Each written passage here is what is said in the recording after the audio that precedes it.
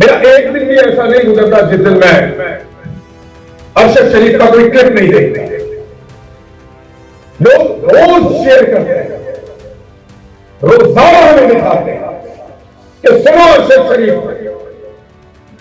अरशद शरीफ के जाने के बाद जितनी उसकी आवाज गूंजी है, मेरे ख्याल में कोई और ऐसा नहीं पाकिस्तान में जिसकी इतनी आवाज गूंजी।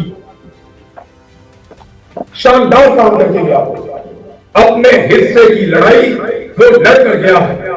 और आज भी कहीं ना कहीं आपके अंदर इनके अंदर वो हर जगह में कहीं ना कहीं किसी ना किसी महाज पे लड़ रहा है और वो ये लड़ाई जीत रहा है। कैसे जीत रहा है? आपको कैसे पता चलता है कि आप लड़ाई जीत रहे हैं? आपको तब पता चलता है जब आपका मुखालिफ डरा हुआ होता है, बौखलाया हुआ होता है, इस्तिस्ना मांगता है, फिर आपको पता चलता है ये मुंजिल बड़ा डर गया,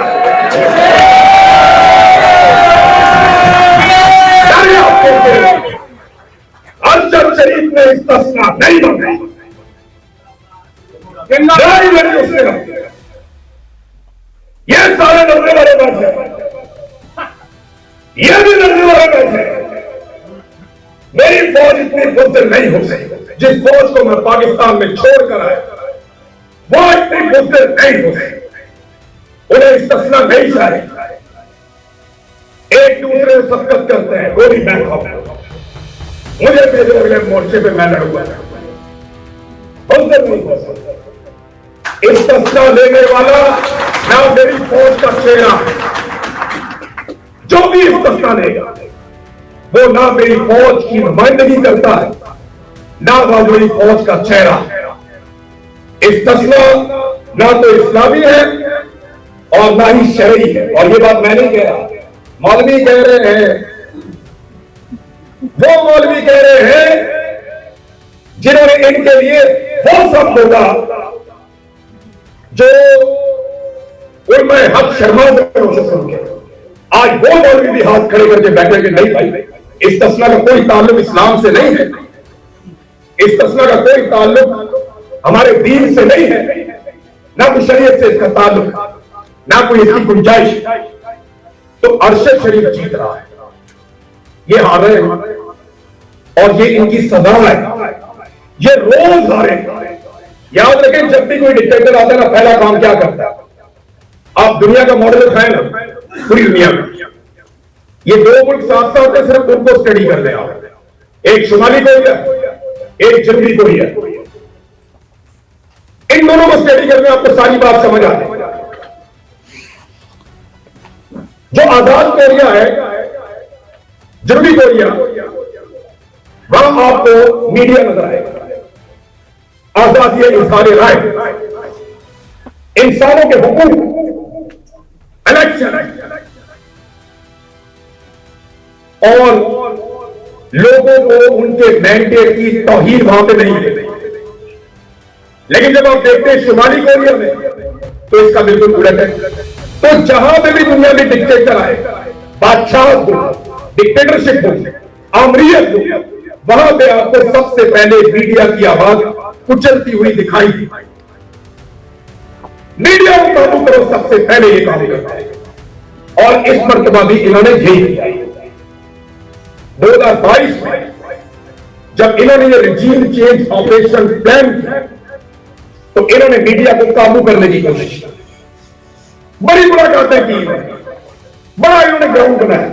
मैं उनके नाम नहीं लेता जिन्होंने एक एक मुलाकात में सरेंडर कर दिया, लेकिन ऐसे लोग मौजूद हैं जिन्होंने हथियार नहीं फेंके। हमने इनको समझाया, हमने इनको बताया कि तुम्हारी मंजी झुक जाएगी, बाहर आदर लेना करना। इन्हें समझ नहीं आई, इनको शौक था पंगे लेने का। लो पंगा तुम्हें बताया था, ये मिडिल क्लास, ये तुम्हें टक्कर देंगे, ये तुम्हें नहीं छोड़ेंगे।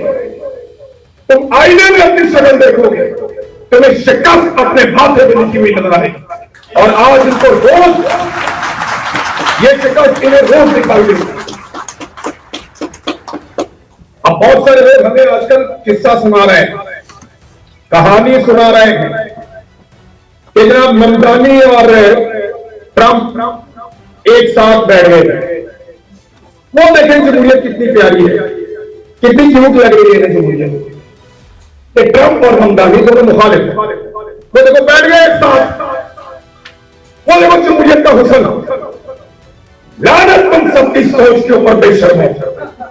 ममतानी का इलेक्शन चोरी किया वहां पे किसी ने। जरा अमेरिका भी इलेक्शन चोरी करो ना, फिर बिठाओ उनको एक साथ। मैं देखता हूं कैसे बैठते हैं। पाकिस्तान में पाकिस्तान की मिलिट्री एस्टेब्लिशमेंट ने पूरा इलेक्शन चोरी किया और फिर कहते हैं बैठो। और बेशर्मो, पहले पब्लिक का मैंडेट वापस करो। जहां इंसाफ होता है वहां पे लोग आपस में मिलकर बैठते हैं। पाकिस्तान की एस्टेब्लिशमेंट ने जो तलखियां पैदा कर दी हैं, उन तलखियों के बाद लोग अपना हक लिए बगैर कैसे बैठ जाए। लेकिन डोनाल्ड ट्रंप को अमेरिकन एस्टेब्लिशमेंट पसंद तो नहीं करती। वो इलेक्शन जीत गया, उन्होंने कहा कि मैंडेट का एहतराम करना, काम चल गया। इसीलिए अमेरिका सुपर पावर कहता है खुद को। ममतानी डोनाल्ड ट्रंप का दुश्मन, वो इलेक्शन जीत गया, ट्रंप ने तस्लीम किया उस इलेक्शन में, इसीलिए वो इकट्ठे बैठे। ये मुफ्ती मुनीर हमें बताता है, मैं पढ़ रहा था उसका लिखा हुआ, यार तो इतना बड़ा अल्लाह दीना भाई, इतना बड़ा अल्लाह दीना तो दागा नाम यार, आपके अंदर इंसानियत नहीं है मुफ्ती साहब। इज्जत के केस में इसकी जबान बंद, इंतखाबी निशान छीन लिया, इसकी जबान बंद। साल 47 के ऊपर जाली हुकूमत बना दी, इसकी जबान बंद। ये मौलवी कल तक हमें मिसालें देते थे, रियासत मदीना। ये मौलवी हमें मिसालें देते थे सहाबा इकराम। अब ये हमें मिसालें देता है मगरिब की और डोनाल्ड ट्रंप की। इससे ज्यादा इनकी इनको शर्म आनी चाहिए। पाकिस्तानियों का हक छीन कर ये कहते हैं अब हक मांगो भी ना। प्रॉब्लम ये इमरान खान के साथ बड़ा पंगा क्या है। वो इमरान खान को तो छोड़ते हैं, वो सिर्फ ये कहते हैं कि एक एनआरए दे दो, आप घर चले जाएं या बाहर चले जाएं, एंजॉय करें, टाइम उन्हें गुजार दें। वो कहता है मैंडेट वापस करो, ये है लड़ाई।